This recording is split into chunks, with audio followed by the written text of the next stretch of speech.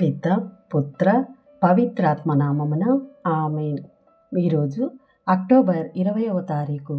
లూకా సువార్త 12వ అధ్యాయము 13వ వచనము నుండి 21వ వచనం వరకు. జనసమూహము నుండి ఒకడు, బోధకుడా, పిత్రార్జితమున నాకు పాలు పంచమని నా సహోదరునితో ఒక మాట చెప్పుము అనెను. అందుకు యేసు, నన్ను ఎవడు మీకు తీర్పరిగాను లేక పంపిణీదారునిగాను నియమించెను? జాగరూకత వహింపుడు, ఎట్టి లోభమునకును లోను కాకుడు.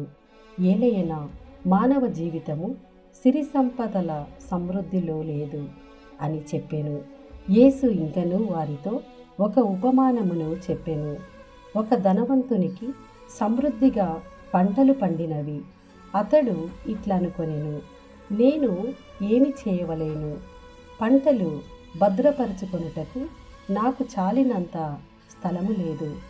ఒక పని చేసేదను, కొట్లు పడగొట్టించి వానిని ఇంకనూ పెద్దవిగా కట్టెదను. అందు నా ధాన్యమును సరుకులను అన్నింటినీ భద్రపరచెదను.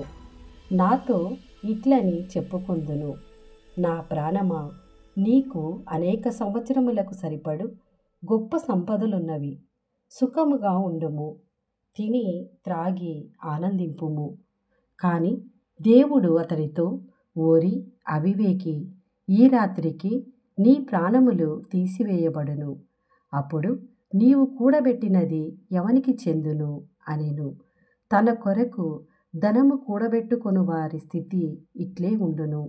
వారు దేవుని దృష్టిలో భాగ్యవంతులు కారు అని చెప్పెను. ఇది ప్రభుని వాక్కు. సర్వేశ్వరునికి వందనములు.